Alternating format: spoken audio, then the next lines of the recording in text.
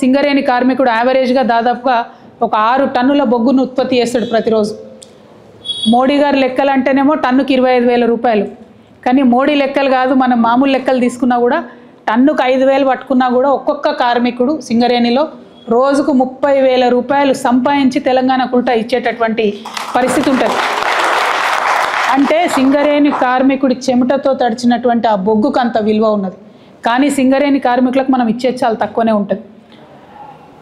ఇక మోడీ గారు ఏం చేసిండ్రు, ఇచ్చేటటువంటి జీతం మీద ఇన్కమ్ ట్యాక్స్ 10-15 ఏళ్ళ నుంచి అడుగుతున్నాం ఇన్కమ్ ట్యాక్స్ రద్దు చేయాలని. ఇంకా కొత్తగా ఆయన పర్కులు కొత్తగా ఇస్తారు. ఆ పర్కులన్నిటి మీద కూడా వాళ్ళు ఇన్కమ్ ట్యాక్స్ వేయడంతో చాలా అదనంగా భారం పడుతుంది. నేను భారతీయ జనతా పార్టీని డిమాండ్ చేస్తూ ఉన్నా, సింగరేణిలో ఎంప్లాయీస్కి వచ్చేటటువంటి పర్క్స్ ఏవైతే ఉంటాయో వాటి మీద ఇన్కమ్ ట్యాక్స్ తక్షణమే రద్దు చేయాలి. ఇతర పిఎస్యూస్లో ఎక్కడన్నా ఇన్కమ్ ట్యాక్స్ పర్క్స్ మీద వేసినటువంటి ఇన్కమ్ ట్యాక్స్ను రియంబర్స్మెంట్ ఇస్తున్నారు. ఒక్క మన సింగరేణిలోనే కార్మికులకు రియంబర్స్మెంట్ ఇస్తలేరు. ఆ రియంబర్స్మెంట్ ఇవ్వవలసిందిగా కూడా నేను ప్రభుత్వాన్ని డిమాండ్ చేస్తున్నా. వాటి కోసం ఖచ్చితంగా పోరాటం కూడా చేస్తాం. మరి హెచ్ఎంఎస్ గారిని రియాజ్ అహ్మద్ గారి గురించి చెప్పాలంటే, హెచ్ఎంఎస్ అనేటటువంటిది సుభాష్ చంద్రబోస్ గారు పెట్టినటువంటి సంస్థ, ఇప్పటిది కాదు అప్పటిది కాదు. ఆయన ఆశయాలతోని కార్మికులు ఆనాడు ఎట్లా కష్టపడ్డారో బ్రిటిష్ హయాంలో వాళ్ళకు న్యాయం జరగాలని పెట్టినటువంటి సంస్థ. మన రాష్ట్రంలో హెచ్ఎంఎస్ ఏ పార్టీతో కూడా అఫిలియేషన్లో లేదు, చాలా ఇండిపెండెంట్గా ఉన్నటువంటి సంస్థ. అట్లనే రియాజ్ అహ్మద్ అన్న నేను పుట్టక ముందు నుంచి కూడా కార్మిక ఉద్యమాలలో ఉన్నటువంటి వ్యక్తి. ఆయనకు అంత అనుభవం ఉంది. సెంట్రల్ వేజ్ బోర్డు మెంబర్గా ఉంటూ అనేక అంశాలలో కొట్లాడి మన సింగరేణి కార్మికులకైతే న్యాయం చేసినటువంటి వ్యక్తి. ప్రతిసారి దీపావళి బోనస్ వస్తే ఫైటర్ లెక్క కొట్లాడి ఎక్కువ బోనస్ని తీసుకొచ్చేటటువంటి వ్యక్తి. మరి ఆయన 1 కాదు 2 కాదు గ్రౌండ్ లెవెల్లో అనేక ఉద్యమాలు చేశాడు. రియాజ్ అహ్మద్ గారితో కలిసి మరి హెచ్ఎంఎస్తో కలిసి ఇవాళ సింగరేణి జాగృతి కూడా అన్ని 11 ఏరియాల్లో కూడా పనిచేస్తుందని తెలియజేయడానికి చాలా సంతోషిస్తూ ఉన్నాం. కార్మికుల యొక్క సంక్షేమం, కార్మికుల యొక్క వెల్ఫేరు ప్రధానంగా పెట్టుకుంటాం మా ఎజెండాలో. అదేవిధంగా కార్మికుల యొక్క హక్కులను కూడా ఎక్కడ కూడా విస్మరించకుండా కాంగ్రెస్ పార్టీ చేస్తున్నటువంటి మోసాన్ని కూడా ఎండగడుతూ ముందుకెళ్తాం. పోయినసారి లాభాల్లో వాటా అని ఇచ్చిరు కాంగ్రెస్ పార్టీ వాళ్ళు, 33% ఇస్తున్నామని చెప్పాను. అందరం కూడా మంచిదే కదా, ఇదివరకు మనం 30 ఇస్తే వీళ్ళు 33 ఇచ్చిరు అనుకున్నాం. కానీ ఎంత దారుణం అంటే కాంగ్రెస్ మార్కు నయవంచన ఎట్లా ఉంటుందంటే అసలు లాభాలనే తక్కువ చూపించారు. ఇచ్చుడేమో పేరుకు 33 ఇచ్చిరు, తప్పు అంకెలు చూపించి కార్మికులకు తక్కువ డబ్బు ఇచ్చినటువంటి ప్రభుత్వం కాంగ్రెస్ ప్రభుత్వం. ఇప్పుడు నేను డిమాండ్ చేస్తూ ఉన్నా, దసరా రాబోతూ ఉంది, కార్మికులకు ఇచ్చేటటువంటి లాభాల్లో వాటాను ఈసారి 35% ఇవ్వాలని చెప్పి నేను డిమాండ్ చేస్తూ ఉన్నా.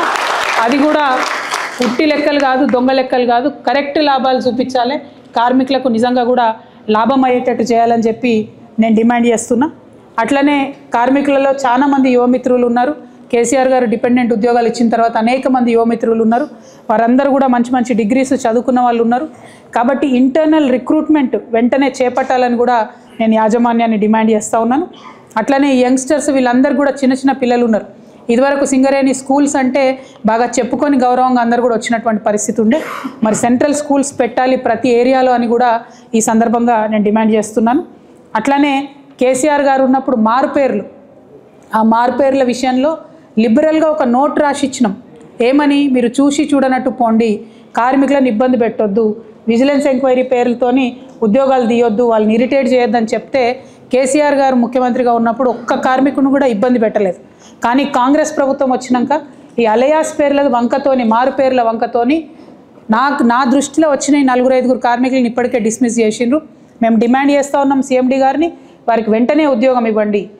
ఇవ్వకపోతే మాత్రం మేము అన్ని రకాల పోరాటాలు కూడా చేయడానికి వెనుకడుగు వేయబోమని కూడా ఈ సందర్భంగా సింగరేణి యాజమాన్యాన్ని డిమాండ్ చేస్తూ ఉన్నాను. ఇంకొక మాట, మొన్న మెడికల్ బోర్డు ఇష్యూ, ఇదైతే సింగరేణి చరిత్రలో ఎన్నడూ జరగలే. 54 మంది అప్లికేషన్లు పెట్టుకున్నారు. మాకు 2 ఏళ్ళ రిటైర్మెంట్ ఉంది, మేము అన్ఫిట్ చేయండి మమ్మల్ని, మా పిల్లలకు ఉద్యోగాలు ఇస్తామని చెప్పి పెట్టుకున్నారు. పెట్టుకుంటే అందులో కేవలం 5 మందికి ఇచ్చి 1 సంవత్సర కాలము 54 మందిని సిక్ లిస్ట్లో వచ్చింది. సిక్ లిస్ట్లో ఉంచితే ఏమవుతుంది, సంవత్సరం పాటు వాళ్ళకి జీతం రాదు. జీతం రాలేదు. 1 ఇయర్ తర్వాత ఏం చెప్తారు, కేవలం 5గురిని అన్ఫిట్ చేసి మిగతా వాళ్ళందరూ మళ్ళీ యాస్టీస్ ఉద్యోగం చేసుకోండి అని చెప్పారు. ఎట్లా సాధ్యమవుతుంది, కుదిరే పనేనా అది? ఇది అన్యాయం, కాంగ్రెస్ ప్రభుత్వం చేతగానితనం. ఖచ్చితంగా మళ్ళీ ఒకసారి ఇమీడియట్గా మెడికల్ బోర్డు పెట్టాలి. ఎవరు మిమ్మల్ని అప్లై చేస్తే, ఎవరు మీకు అప్లై చేసుకుంటే వాళ్ళకి ఇచ్చేయండి. కేసీఆర్ గారు ఆ ప్రొవిజన్ ఇచ్చిరు. నేను నా కొడుక్కో బిడ్డకో ఇంకా లిబరల్గా అల్లుడికో చుట్టాలకో బంధువుకో ఏముంది, మా కార్యకర్తలే మా తెలంగాణ బిడ్డలే సింగరేణి వాళ్ళంటే వాళ్ళు ఒకవేళ వాళ్ళు అమ్ముకోవాలి ఉద్యోగం అనుకుంటే కూడా ఆ ప్రొవిజన్ కూడా ఇవ్వండి అని అన్అఫీషియల్గా కేసీఆర్ గారు నా ముందే అధికారులకు చెప్పినటువంటి మాట. ఎందుకంటే సింగరేణి బిడ్డలంటే వాళ్ళని కడుపులో పెట్టుకొని చూసుకోవాలని చెప్పాను. కానీ ఇంతవరకు కూడా కాంగ్రెస్ ప్రభుత్వం దీన్ని ఒక కరప్షన్కి వేదికగా చేసి, ఏం అవసరం అండి, ఎక్కడో ఉన్నటువంటి ఏదో ఏరియాలో ఉన్న కార్మికుడు మెడికల్ బోర్డుకి అప్లై చేసుకుంటే దానికి సెంట్రల్ బోర్డు ఎందుకు కావాలి? ఆయన ఉద్యోగం కదా, ఆయన ఇచ్చుకుంటా అంటుండు కొడుకు, ఇమ్మీడియట్గా అన్ఫిట్ చేసి ఇవ్వాలని చెప్పి నేను డిమాండ్ చేస్తున్నా. మొన్న మీరు ఈ 54 మంది విషయంలో చేసినటువంటి అన్యాయాన్ని కూడా ఖచ్చితంగా వెనక్కి తీసుకొని వాళ్ళందరినీ కూడా అన్ఫిట్ చేయాలని కూడా నేను డిమాండ్ చేస్తూ ఉన్నా. ఇక మనందరికీ చాలా సంవత్సరాల నుంచి ఉన్నటువంటి ఒక ఆలోచన, సింగరేణిలో జీవితకాలం పనిచేసినటువంటి వాళ్లకు సొంత ఇల్లు కళ అనేటటువంటిది నెరవేరే ఆస్కారం లేదని అనుకున్నాం. తెలంగాణ వచ్చినాక ఈ డిస్కషన్ వచ్చినప్పుడు కేసీఆర్ గారు ఏమన్నారంటే, మనం డిపెండెంట్ ఎంప్లాయ్మెంట్ ఇచ్చుకొని సింగరేణిని లాభాల బాటలో పట్టించుకుందాం, అంతవరకు 10 లక్షల రూపాయల వరకు మనం వాళ్లకు వడ్డీ లేని రుణం ఇచ్చి వెసులుబాటు చేద్దాం, ఆ తర్వాత ఆలోచన చేస్తామని చెప్పడం జరిగింది. ఈసారి అధికారంలోకి వచ్చుంటే ఖచ్చితంగా సింగరేణిలో సొంత ఇంటి కళ అనేటటువంటిది జరిగి ఉండేది. కానీ ఇప్పటికైనా ఆలస్యం కాలేదు, దానికోసం పోరాటం చేయాల్సినటువంటి అవసరం ఉంది. ప్రతి సింగరేణి కార్మికుడికి కూడా సొంత ఇల్లు రావడానికి నా వంతు ప్రయత్నం నేను ఖచ్చితంగా చేసి ఒక శాశ్వతమైనటువంటి పరిష్కారం దీనికోసం చూపెట్టేటట్టు ప్రయత్నం చేస్తానని ఈ సందర్భంగా తెలియజేస్తూ ఉన్నాను. ఇక ఇంతకుముందే మనం మాట్లాడుకున్నట్టు ఓబీలో చాలామంది కాంట్రాక్ట్ ఎంప్లాయీస్ ఉన్నారు, దాదాపుగా 22,000 మంది కాంట్రాక్ట్ ఎంప్లాయీస్ ఉన్నారు. కేసీఆర్ గారు ఆనాడు కూడా మినిమం వేజెస్ ఇవ్వాలని చెప్పి జీవో ఇవ్వడం జరిగింది. మేము ఇవాళ అడిగేది ఒకటే, కాంగ్రెస్ గవర్నమెంట్ని హై పవర్ కమిటీ ఏవైతే జీతాలు డిసైడ్ చేస్తుందో ఆ జీతాలు ఇవ్వాలని చెప్పి మేము డిమాండ్ చేస్తూ ఉన్నాం. ఎట్ ద సేమ్ టైం 12/3/1990 దాన్ని 12/3 సెటిల్మెంట్ అంటారు. ఆనాడు కాంట్రాక్ట్ ఎంప్లాయర్స్ ఒక 2,000 మందిని డైరెక్ట్గా పర్మనెంట్ చేయడం జరిగింది. ఇప్పుడు ఉన్నటువంటి 22,000 మంది కాంట్రాక్ట్ వర్కర్స్ని కూడా ఆ 12/3 సెటిల్మెంట్ ప్రకారం పర్మనెంట్ చేయాలని చెప్పి నేను యాజమాన్యాన్ని డిమాండ్ చేస్తూ ఉన్నాను. దీనికోసం ఖచ్చితంగా పోరాటం చేస్తాం, సాధిస్తామనేటటువంటి విశ్వాసం కూడా నాకున్నది.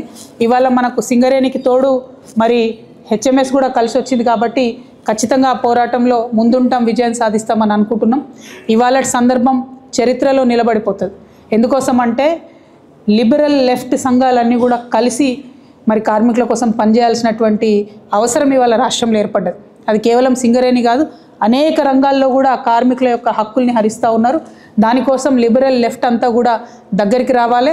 ఇవాళటి ఈ సింగరేణి జాగృతి హెచ్ఎంఎస్ యొక్క అలయన్స్ ఏదైతే ఉందో, కలయిక ఏదైతే ఉందో, ఇది ఖచ్చితంగా రేపటి నాడు అన్ని లెఫ్ట్ సంఘాలు ఒక తాటి మీదకి రావడానికి ఉపయోగపడతాయని చెప్పి నేను బలంగా నమ్ముతూ ఉన్నాను.